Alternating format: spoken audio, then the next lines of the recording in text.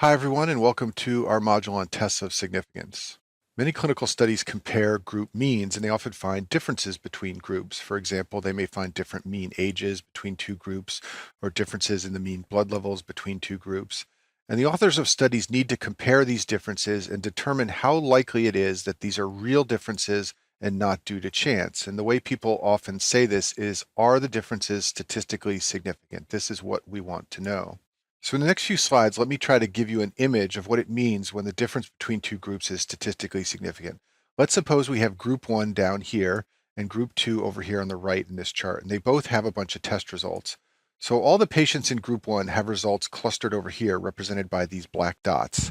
All the patients in group 2 have results over here clustered by these red dots. You can see from looking at this that it's pretty likely that the mean between the two groups is truly different. The mean of group 1 would be something like this, and the mean of group 2 would be something like this. The scatter in the data of group 1 is very tight around the mean of group 1, and the scatter in group 2 is very tight around that mean, and the means are very far apart. It's very unlikely that these two means are exactly the same, and we just happen to pick out a bunch of samples for group 2 that were way over here. It's very unlikely that's the case because you can see that most of the group 1 numbers are all clustered over here on the left around the group 1 mean. So when there's very little scatter of the data and the groups are far apart, it's more likely that the result is real and not due to chance. Now, as a medical student, you don't need to know the math of how these differences are calculated, but I want you to have a picture in your head of how far apart the data are when the differences between two groups are real. Now let's look at another example of group 1 and group 2. And once again, the group 1 mean is way over here and the group 2 mean is way over here. But you can see in this example that there's a lot of scatter of these data points. Look, here's a red point all the way over here. Here's a black one all the way over here. So the likelihood that the difference between these two groups is due to chance and that we just arbitrarily pulled out a bunch of red ones that happen to be grouped over here and a bunch of black ones that are grouped over here, the likelihood of that is actually fairly high because of all the scatter in the data. So when there's lots of scatter in the data between groups relative to how far apart they are, it's more likely that the differences are due to chance. So a key point is that the scatter of data points relative to the difference in means between two groups influences the likelihood that the difference is due to chance. And this is how differences between means are tested to determine the likelihood that they're different due to chance. You don't need to know the math. This is why we have statisticians. But just understand the principle that if your data set has data points that are all over the place, it's much more likely that differences between two groups are due to chance as opposed to when your data set has data points that are very tightly organized around the mean. Now let's talk about the number of data points. So here I've got group 1 on the left and group 2 on the right. And in this example, there is a fair amount of scatter of data, but I've got so many data points that it's becoming much more clear that group 1 really probably does have a mean over here on the left, and group 2 really probably does have a mean that's over here on the right. So the number of data points also influences the likelihood that differences between means are due to chance. If you have just a few samples, it's very hard to get the likelihood that the difference between groups is due to chance to be very small. But if you have a lot of samples, it's easier to get the likelihood that the differences are due to chance to be small. So I showed you all that to help you understand the rationale behind tests of significance. There are three key tests of significance that you need to know. These are the t-test, the ANOVA, and the chi-squared. And all three of these tests are going to determine the likelihood that the difference between two means is due to chance. And the likelihood that the test gives you is going to be based on the scatter of the data points, how far apart the means are, and the number of data points, all the things I was just showing you in those last three pictures. You don't need to know the math of how we actually quantify all this and turn it into a likelihood, but I do want you to appreciate the principle behind the science of these significant tests. So before we discuss the three specific tests of significance, we need to discuss types of data. The first type of data that you need to understand is quantitative data. And variables that are quantitative have numbers associated with them, like 1, 2, 3, 4. They go in order. They usually go from 0 up to infinity, and they can sometimes be negative.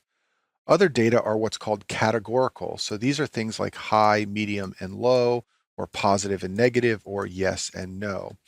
So quantitative variables are often reported as a number. So for example, if they say the mean age was 62 years old, mean age is a quantitative variable. It goes from 0 up to 100 or infinity, and it's an actual number. Categorical variables are often reported as percentages. So they'll say 40% of patients take drug A. You can either be taking drug A or not taking drug A. You can only be in one category or another. This is not a quantitative variable, but they're giving a number to it just to help you understand the percentage. They could also say 20% of patients are heavy exercisers. You're either a heavy exerciser or not a heavy exerciser. It is a categorical variable, but they're giving you a percentage. And this is often a point of confusion for students. They will see percentages and think, oh, that's a number. It goes from 0 to 100. This must be a quantitative variable, but it's not. You have to pause and think about it. And the action of taking drug A is a yes or no action. Being a heavy exerciser is a yes or no function, so it is a categorical variable. And I point all this out to you because we use different statistical tests for quantitative variables versus categorical variables. So the first test of significance that we're going to discuss is called the t-test, and this is for comparing two mean quantitative values. And it yields a number called a p-value, and p stands for probability. And the p-value is the chance that the null hypothesis is correct. And this means the chance that there is no difference between the two means and that any difference we are seeing is simply due to chance. And if the p-value is less than 0.05, we usually reject the null hypothesis and state that the difference in means is statistically significant. Now, keep in mind, a p-value less than 0.05 doesn't mean there's 0% chance that the means could be the same and that the differences we are seeing are due to random chance, but it just means that it's low enough that we're willing to accept that risk. So let me give you an example of how this might come up in a board question. Suppose a researcher studies plasma levels of sodium in patients with SIADH and normal patients. The mean value in SIADH patients is 128 milligrams per deciliter with a standard deviation of 2. The mean value in normal patients is 136 with a standard deviation of 3. Is this difference significant? So common questions are, what test would be used to compare the means? And the answer is a t-test. How do I know it's a t-test? Because concentration of sodium is a quantitative variable. It's a number that can go up and down 128 or 136 in the two groups.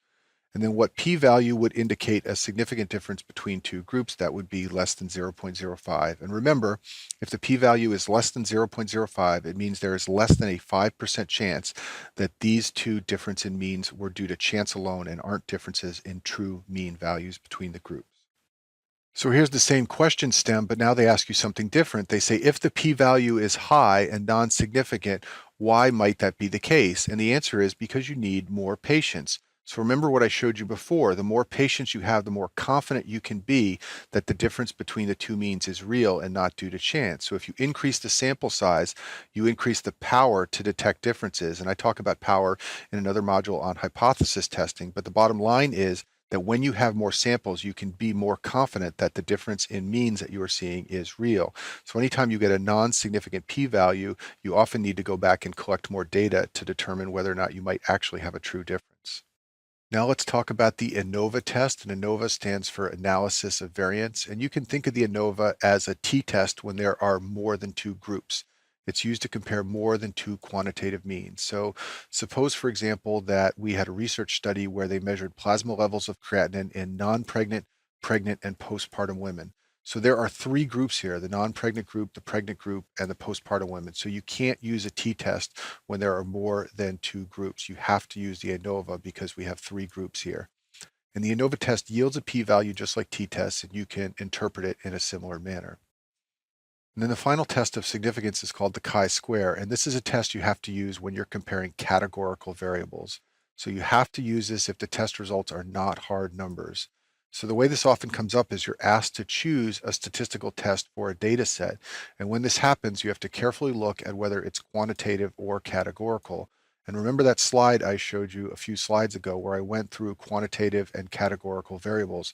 Beware of percentages. These are often categorical data. So for example, if they said 20% of patients in group 1 are heavy exercisers and 40% in group 2 are heavy exercisers, the way you test whether that's a statistically significant difference is by using the chi-square, because heavy exercise is a yes or no categorical variable.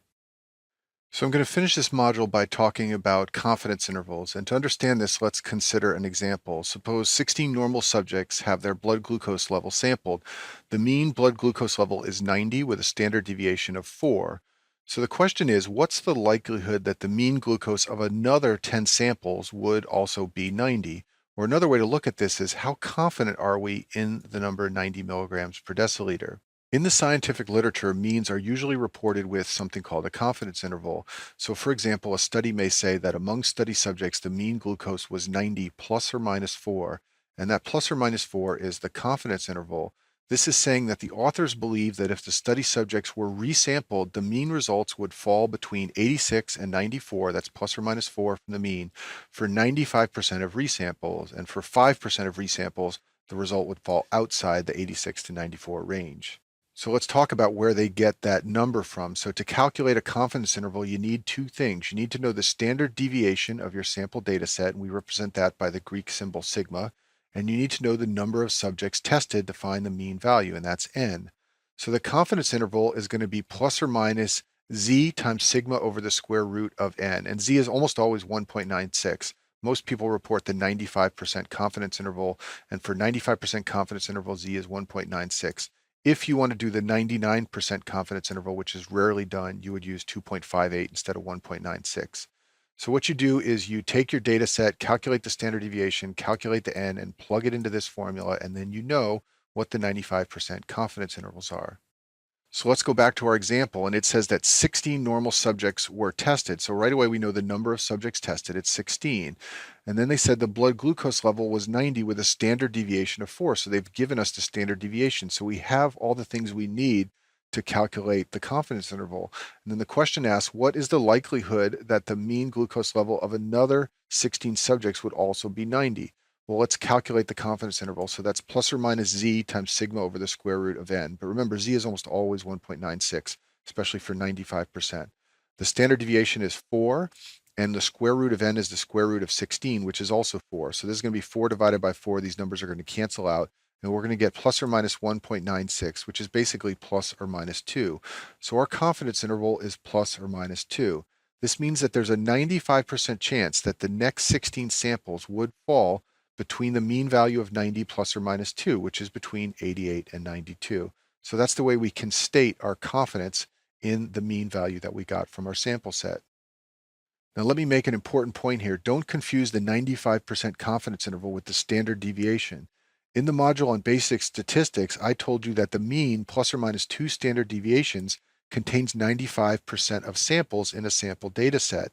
That is very different from the mean plus or minus the 95% confidence interval. The mean plus or minus the 95% confidence interval says that we think there's a 95% chance that repeated measurements of the mean will fall within this range. So if you see them ask you for a 95% of something in a question stem, read it carefully for what they are looking for. Do they want to know the range in which 95% of your samples in your data set fall? That's the mean plus or minus 2 standard deviations. If they ask for the 95% confidence interval of the mean, then they're asking for this value right here. And make sure you understand the difference between those two. Now let me talk about some specific ways we use confidence intervals. And first I'll talk about when we use them with odds or risk ratios. So in the module on study designs, I talk about how odds and risk ratios explain the likelihood of increased rates of disease related to an exposure. For example, if you're exposed to smoking, does it increase your rate of lung cancer? And an odds or risk ratio of 1.0 means that the exposure risk factor is not associated with higher rates of disease. So some studies will report an odds or risk ratio with a confidence interval. And the key thing to remember here is if the confidence interval includes 1.0, then the exposure or risk factor does not significantly impact disease or outcome. This is easier to understand with an example. So let's suppose that the risk of lung cancer among chemical workers is studied, and the risk ratio is found to be 1.4 plus or minus 0.5. Well, that range of plus or minus 0.5 includes the number 1.0. This means that chemical work is not significantly associated with lung cancer. The formal statement would be that the null hypothesis is not rejected. I talk about this in the module on hypothesis testing. But the bottom line is if you're ever shown a risk or odds ratio with confidence intervals, check to see whether or not the confidence intervals include the number 1. If they include the number 1, then it means the exposure risk factor is not significantly associated with a change in disease rates. Another place where confidence intervals are important are in group comparisons. So many studies report differences between groups. For example, they might report the blood pressure difference between group 1 and group 2. You can average these differences and calculate confidence intervals. And the important thing to remember here is if the confidence interval includes 0, then there is no statistically significant difference between the groups. So let's consider an example. Imagine that authors of a study reported the mean difference between two groups is 1 plus or minus 3.0.